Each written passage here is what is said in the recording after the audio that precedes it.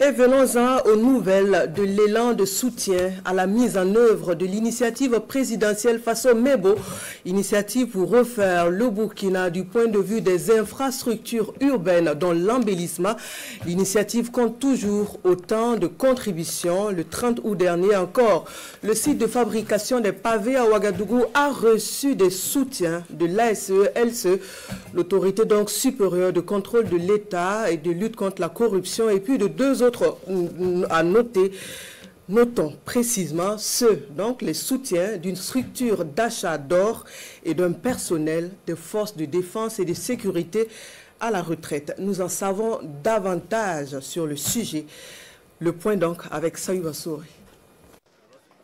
L'autorité supérieure de contrôle d'État et de lutte contre la corruption sur le site de l'initiative présidentielle Faso Mebo. L'institution remet ici 8 tonnes de ciment destinées à soutenir l'initiative du président du Faso, le capitaine Ibrahim Traoré. En tant qu'institution chargée de la lutte contre la corruption, c'est un devoir pour nous de manifester aussi notre patriotisme en conscientisant cet effort de construction de la République.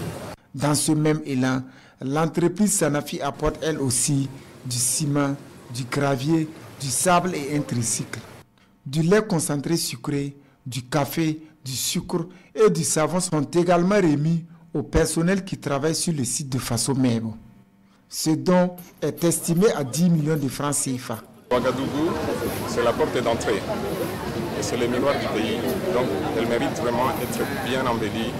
Et nous, c'est notre souci, c'est dit de contribuer avec les dons que vous avez vus. Nous tous, nous sommes vraiment excités de voir ce projet aboutir et que toute la ville soit vraiment très belle. À la suite de l'entreprise Sanofi, Victor Meda, FDS à la retraite, joue sa partition.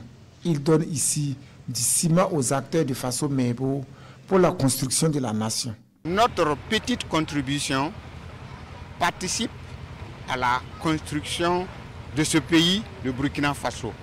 Nous profitons de votre microphone pour remercier son Excellence, le capitaine Ibrahim Traoré, président du Faso, et son gouvernement qui se battent nuit et jour pour qu'on puisse léguer à nos enfants, nos petits-enfants, un héritage. Le Burkina Faso a besoin d'un soutien collectif comme individuel pour son développement.